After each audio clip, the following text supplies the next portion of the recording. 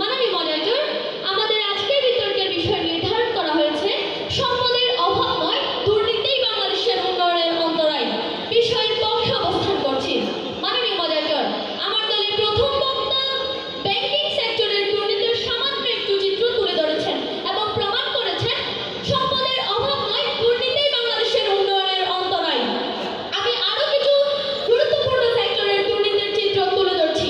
মাননীয় মডারেটর, বাংলাদেশের সবচেয়ে গুরুত্বপূর্ণ স্পর্শকাতর খাত হলো শিক্ষা। এই শিক্ষা খাত দুর্নীতির কড়া গ্রাস থেকে মুক্ত নয়।